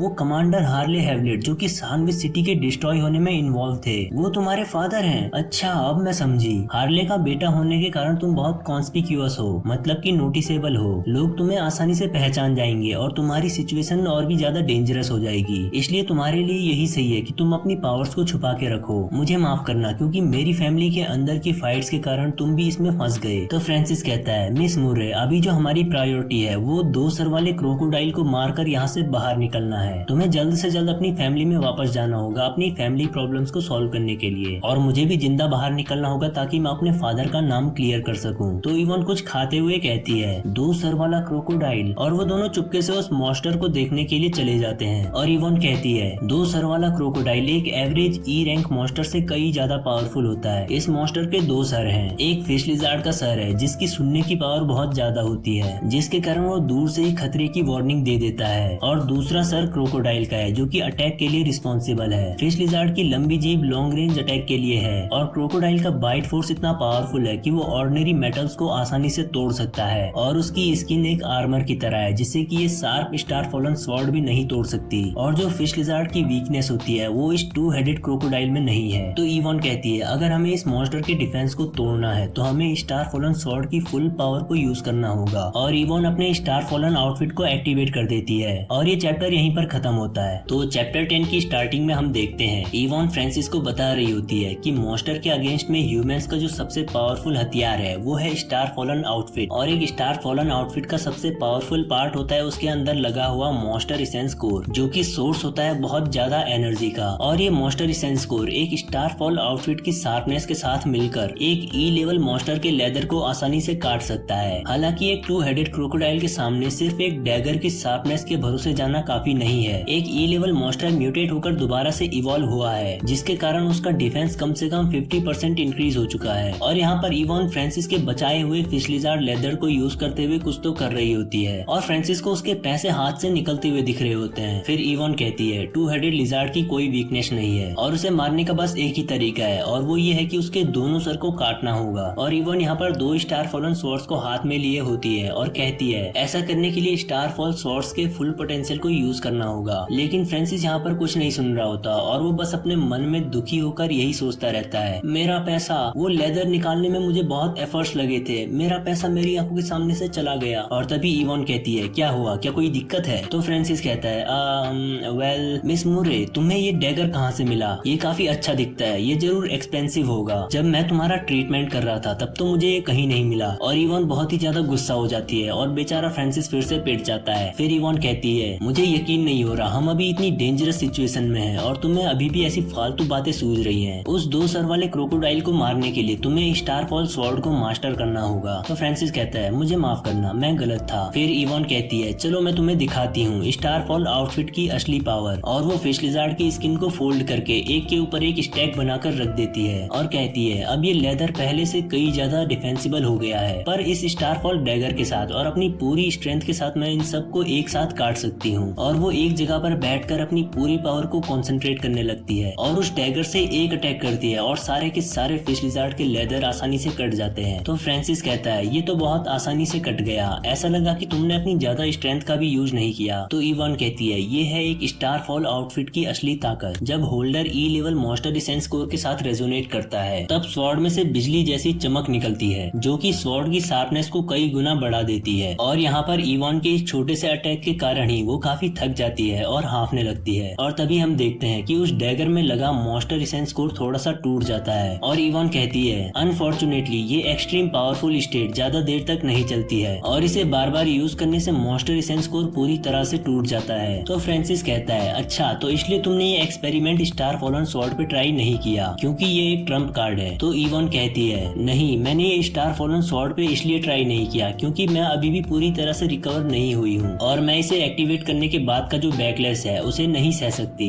इसलिए तुम्हें इस चीज को मास्टर करना होगा कि स्टार फॉल आउटफिट को कैसे एक्टिवेट करते हैं। तो फ्रांसिस डरते हुए कहता है क्या मैं? तो इवान कहती है हाँ तुम, और तुम्हारे पास सिर्फ 3 दिन है इसको मास्टर करने के लिए। फिक्र मत करो, मैं तुम्हें सिखाऊंगी। फिर फ्रांसिस की ट्रेनिंग स्टार्ट हो जाती है और वो फिश लिजार्ड से लड़ने लगता है और वो बहुत स्पीड में उन सबको मार रहा होता है। तो इवान कहती है मॉन्स्टर एसेंस कोर के साथ रेजोनेट करने के लिए तुम्हें काफी लंबे समय तक मॉन्स्टर से लड़ना होगा और किसी स्पेशल गॉड गिफ्टेड पर्सन को भी यहाँ पर कम से कम 6 महीने लग जाते हैं इसे सीखने में। हालांकि ज्यादातर लोग इसे कभी नहीं सीख पाते, लेकिन फ्रांसिस तुम अलग हो। तुम काफी यंग हो लेकिन तुम एक इंटरमीडिएट स्टारफॉल वॉरियर बन चुके हो। तुम एक्स्ट्रा ऑर्डिनरी हो, तुम जरूर से ये कर दोगे। और हम देखते हैं फ्रांसिस एक स्लैश में ही मॉन्स्टर का सर काट देता है और कहता है अभी थोड़ा सा ही टाइम हुआ है पर मैं काफी थक चुका हूँ। इवान ने कहा था कि मॉन्स्टर से फाइट करते वक्त रेजोनेंस को समझना ज्यादा आसान होता है, लेकिन मुझे अभी तक कुछ भी रेजोनेंस जैसा सेंस नहीं हो रहा है। वहीं दूसरी ओर हम देखते हैं इवान को छींक आ रही होती है और वो कहती है कौन है जो मुझे याद कर रहा है। और वो फ्रांसिस से कहती है तुमने लगातार कई सारे फिश लिजार्ड्स को मारा है पर इतने लंबे टाइम के बाद भी तुमने रेजोनेंस को टच तक नहीं किया। हालांकि मुझे खुद भी 2 दिन लगे थे स्टार फॉलन स्वॉर्ड को मास्टर करने में, वो भी इसलिए क्योंकि मेरे पास नेचुरल स्वॉर्ड सेंसिंग एबिलिटी थी जो कि मेरे लिए एक एडवांटेज था। पर अभी हमारे पास सिर्फ 3 दिन है। अगर मैं 3 दिन के अंदर मोरे फैमिली की जो सेरेमनी होने वाली है उसमें नहीं जा पाई तो इसके कॉन्सिक्वेंसेस बहुत खतरनाक होंगे और इसमें तुम्हारे फादर भी इन्वॉल्व होंगे। मुझे माफ करना फ्रांसिस, अभी मैं बस तुम्हारे भरोसे हूँ और मैं कुछ भी नहीं कर सकती। तभी हम देखते हैं सिस्टम का एक मैसेज आता है और वो कहता है होस्ट फ्रांसिस हैवलेट, सिस्टम ने डिटेक्ट किया है कि स्टार फॉलन स्वॉर्ड अभी एक्टिवेट नहीं हुई है। क्या तुम 10 एट्रीब्यूट पॉइंट्स को यूज करके इसे एक्टिवेट करना चाहोगे? और उसके नीचे लिखा होता है कि फ्रांसिस के पास यहाँ पर एग्जैक्टली 10 फ्री एट्रीब्यूट पॉइंट्स हैं। तो फ्रांसिस कहता है एक्टिवेट स्टार फॉलन स्वॉर्ड। क्या इसका मतलब ये है कि मैं एट्रीब्यूट पॉइंट्स को यूज करके डायरेक्टली स्वॉर्ड के अंदर लगे मॉन्स्टर एसेंस कोर से रेजोनेट कर सकता हूँ? डैम, तुमने मुझे पहले क्यों नहीं बताया? तो सिस्टम कहता है कि ई लेवल स्टार फॉलन आउटफिट को एक्टिवेट करने की कंडीशन है कि होस्ट को इंटरमीडिएट स्टार फॉल वॉरियर होना चाहिए और उसके पास कम से कम 10 फ्री एट्रीब्यूट पॉइंट्स होने चाहिए। तो फ्रांसिस स्टार फॉल स्वॉर्ड को एक्टिवेट कर देता है और कहता है मेरे एट्रीब्यूट पॉइंट्स तो वापस से 0 हो गए और वो स्वॉर्ड एक्टिवेट होने लगती है जिससे फ्रांसिस की पूरी बॉडी में बिजली चमकने लगती है। और फ्रांसिस कहता है क्या ये है स्टार फॉलन स्वॉर्ड का रेजोनेंस? और सिस्टम का एक और मैसेज आता है star fallen sword activated and activation feature है शार्पनेस। पर तभी फ्रांसिस एकदम से जमीन पर गिर जाता है, उसकी बॉडी में एनर्जी खत्म हो जाती है और वो हेल्प मांगने लगता है। तभी वहाँ पर इवान आ जाती है और वो कहती है बेवकूफ कहीं के, स्टार फॉल आउटफिट के साथ रेजोनेंस में रहने से सिर्फ मॉन्स्टर की एनर्जी कंज्यूम नहीं होती बल्कि ये यूजर के लिए भी एग्जॉस्टिंग होता है। तुम्हें तो बेसिक्स भी नहीं पता और तुम बस कूल बनने की एक्टिंग कर रहे थे। लेकिन तभी वो देखती है कि फ्रांसिस ने सक्सेसफुली कर दिया है और वो कहती है मुझे यकीन नहीं हो रहा कि तुमने ये कर दिया। और वो फ्रांसिस को एक एनर्जी पोशन देते हुए कहती है थैंक यू इडियट। फिर हम अगले सीन में देखते हैं उस 2 सर वाले क्रोकोडाइल को और फ्रांसिस एकदम ही कूल से लुक में उस पर अटैक करते हुए कहता है मॉन्स्टर भाड़ में जाओ। और ये चैप्टर यहीं पर खत्म हो जाता है। तो चैप्टर 11 की स्टार्टिंग में हम देखते हैं फ्रांसिस कहता है डेस्पिरेशन से जो पावर आती है वो बहुत ही शानदार होती है और फ्रांसिस बहुत स्पीड में उस 2 हेडेड क्रोकोडाइल के ऊपर अटैक करने को चला जाता है। लेकिन वो मॉन्स्टर भी एकदम रेडी होता है और बहुत तेजी से चिल्लाते हुए लॉन्ग रेंज में अपनी जीप से फ्रांसिस के ऊपर अटैक कर देता है। लेकिन फ्रांसिस अपनी एजिलिटी का यूज करते हुए उसकी जीप को डॉज करता रहता है और उसके नजदीक चला जाता है और कहता है बहुत अच्छे, अब ये मेरी अटैक रेंज के अंदर आ गया है। अगर मैं इसका फिश लिजार्ड वाला सर काट दूं तो इसकी आधी पावर तो वैसे ही खत्म हो जाएगी और ये लॉन्ग रेंज में अटैक नहीं कर पाएगा। लेकिन फ्रांसिस इतना बोलता ही है कि तभी वो मॉन्स्टर अपनी टेल से फ्रांसिस के ऊपर अटैक कर देता है और फ्रांसिस अपनी स्वॉर्ड से उसे ब्लॉक करने की कोशिश करता है। लेकिन मॉन्स्टर का अटैक बहुत फास्ट होता है और फ्रांसिस उसे ब्लॉक नहीं कर पाता और उस अटैक के इम्पैक्ट से दूर जाकर दीवार में टकराता है। और इवान चिल्ला कर कहती है फ्रांसिस तुम ठीक तो ओह, फ्रांसिस कहता है मेरी गलती थी जो मैंने इसे अंडर एस्टिमेट किया। मैंने एक्सपेक्ट नहीं किया था कि इसकी टेल का अटैक इतना पावरफुल होगा और ये इतना फास्ट था कि मुझे तो टाइम ही नहीं मिला स्वॉर्ड को यूज करने का। और हम देखते हैं कि फ्रांसिस एक अटैक से ही काफी जख्मी हो जाता है और गुस्से में कहता है ये मॉन्स्टर, मुझे डर है कि इसकी पावर एक डी रैंक मॉन्स्टर के जितनी है। तभी वो मॉन्स्टर भागते हुए फ्रांसिस की ओर आने लगता है और फ्रांसिस के ऊपर बाइट अटैक करता है, पर फ्रांसिस बहुत स्पीड में वहां से निकलकर उसे डॉज कर देता है और कहता है कितना खतरनाक अटैक था, मैं सोच भी नहीं सकता कि क्या होता अगर वो मुझे बाइट कर देता तो। लेकिन फ्रांसिस के दूर जाते ही वो मॉन्स्टर अपनी जीप से फ्रांसिस पर अटैक कर देता है और फ्रांसिस उसकी जीप को डॉज करते हुए उसके पास आ जाता है। लेकिन मॉन्स्टर फिर से फ्रांसिस पे टेल से अटैक कर देता है, मगर इस टाइम फ्रांसिस उसे डॉज कर देता है और मॉन्स्टर से थोड़ा दूर चले जाता है। लेकिन फ्रांसिस के दूर जाते ही वो मॉन्स्टर वापस से अपनी जीप से फ्रांसिस पे अटैक कर देता है और वो अटैक फ्रांसिस के सर पर लग जाता है और फ्रांसिस जैसे तैसे वहां से बच के भाग जाता है और एक पत्थर के पीछे जाकर छुप जाता है और हाँफने लगता है। फ्रांसिस कहता है एक ई लेवल म्यूटेंट मॉन्स्टर, मुझे इसमें कोई वीकनेस या कोई फ्लॉज नहीं दिख रहे। मुझे लगा मेरे पास वॉरियर सिस्टम है और मेरी पावर एक इंटरमीडिएट वॉरियर के बराबर है और मेरे पास ये स्टार फॉलन स्वॉर्ड है, जिसके कारण मैंने इस मॉन्स्टर को अंडर एस्टिमेट कर दिया। तभी पीछे से इवोन कहती है फ्रांसिस वापस आ जाओ, तुम इसे नहीं मार सकते। तो फ्रांसिस कहता है तुम्हें बहुत चोट लगी है इसलिए तुम छुप कर रहो। और फ्रांसिस बताता है म्यूटेंट मॉन्स्टर्स भी कई तरह के होते हैं, कुछ तो एक्सट्रीमली पावरफुल होते हैं और कुछ बहुत वीक होते हैं और ये डिपेंड करता है उनकी विशेषताओं पे। जैसे कि इस टू हेडेड क्रोकोडाइल के पास long range attack, medium range attack और शॉर्ट रेंज अटैक है और उसके साथ साथ बहुत ही मजबूत लेदर भी है, जिसके कारण ये एक ही टाइम पर ऑफेंसिव और डिफेंसिव दोनों है। और साथ ही ये एक बॉस मॉन्स्टर होने के कारण इसकी पावर किसी डी रैंक मॉन्स्टर से कम नहीं है। ऐसे मॉन्स्टर को तो वही मार सकता है जिसके पास कोई ई लेवल मार्शियल स्किल हो या फिर कोई टैलेंट हो, जैसे कि इवोन का स्वॉर्ड सेंसिंग टैलेंट है। लेकिन मैं अभी रिट्रीट नहीं कर सकता, अगर मैं 3 दिन के अंदर इवोन को यहाँ से बाहर नहीं निकाल पाया तो मुझ पर उसे मारने का इल्जाम लगाया जाएगा और मेरे फादर को भी इसमें इन्वॉल्व किया जाएगा और उन्हें डेथ पेनल्टी दे दी जाएगी। मुझे यहाँ से बाहर निकलना ही होगा। फिर सीन फ्लैशबैक में चला जाता है 12 साल पहले। फ्रांसिस कहता है सानवी सिटी में एक मॉन्स्टर वेव आई थी और जिसके बाद से मेरी मदर गायब हो गई और कभी नहीं मिली। फिर फ्रांसिस और उसके फादर फ्रांसिस की मॉम की कब्र के सामने खड़े होते हैं और फ्रांसिस रोते हुए कहता है आप ऐसा क्यों कह रहे हैं कि मॉम मर चुकी है, जबकि हमें तो उनकी डेड बॉडी भी नहीं मिली, मॉम जरूर जिंदा होंगी। हार्ले कहता है भगवान तुम्हारी आत्मा को शांति दे, मैं फ्रांसिस का अच्छे से ख्याल रखूंगा और मैं इस दुनिया के सारे मॉन्स्टर्स को मार दूंगा तुम्हारा रिवेंज लेने के लिए। फिर सीन वापस प्रेजेंट में आ जाता है। फ्रांसिस एक पत्थर के पीछे छुपा था लेकिन वो मॉन्स्टर फ्रांसिस को ढूंढ लेता है और वो फ्रांसिस पे पीछे से अटैक कर देता है। लेकिन फ्रांसिस उसको डॉज करते हुए कहता है मेरे फादर को जरूर फंसाया जा रहा है, मुझे यहाँ से बाहर निकलना होगा और सच का पता लगाना होगा। मैं अपने फादर का नाम क्लियर करूंगा और ये करने के लिए मैं अपनी जिंदगी तक दाव पे लगा दूंगा। और फ्रांसिस एकदम जोश में लड़ाई करने के लिए रेडी हो जाता है। तभी सिस्टम का एक मैसेज आता है और उसमें लिखा होता है होस्ट फाइटिंग करने के लिए बहुत डेस्परेट है, जिसके कारण गिफ्टेड स्किल परसेप्शन एक्टिवेट हो गई है। फ्रांसिस कहता है क्या गिफ्टेड स्किल परसेप्शन? फिर सिस्टम का एक और मैसेज आता है और उसमें इस स्किल की डिटेल्स लिखी होती है। परसेप्शन एक जूनियर लेवल की स्किल है जो कि 10 मीटर के डायमीटर में किसी भी मूवमेंट को या किसी भी चेंजेस को सेंस कर सकती है। और फिर हम देखते हैं कि वो रडार की तरह सब कुछ सेंस करने लगता है। तभी वो मॉन्स्टर फ्रांसिस के पीछे से अटैक करने को आ जाता है और फ्रांसिस कहता है ये तो मेरे पीछे का सीन है, क्या बात है, मैं अपने पीछे क्या हो रहा है वो भी देख सकता हूँ, ये तो कमाल है। और वो पीछे पलट कर देखता है कि इस मॉन्स्टर की अटैक स्पीड कम हो रही है, यही मौका है। और वो अपनी पूरी पावर लगाकर स्वॉर्ड का एक स्लैश मारता है जिससे उस मॉन्स्टर के दोनों सर और टेल एक साथ कट जाते हैं। और इवोन ये देखकर एकदम ही शॉक हो जाती है और फ्रांसिस यहाँ पर एकदम ही कूल से लुक में खड़ा होता है और उसके अंदर से ब्लू कलर का ऑरा निकल रहा होता है और वो कहता है मिस मूरे हमें यहाँ से निकलना चाहिए। तभी सिस्टम का मैसेज आता है और उसमें लिखा होता है मॉन्स्टर को मार के 3 एट्रीब्यूट पॉइंट्स मिले हैं। तो फ्रांसिस कहता है 3 एट्रीब्यूट पॉइंट्स, क्या ये भी एक ओवर स्टेपिंग किल था? और हम देखते हैं सिस्टम का एक और मैसेज आता है ई लेवल म्यूटेंट मॉन्स्टर इसेंस को डिटेक्टेड। और ये चैप्टर यहीं पर खत्म होता है। तो वीडियो को एक लाइक कर दो यार और कमेंट करके बताना कि एक्सप्लेनेशन कैसी लगी और इस सीरीज से बने रहने के लिए चैनल को सब्सक्राइब भी कर दो। हम मिलते हैं अगली वीडियो में, तब तक के लिए बाय बाय।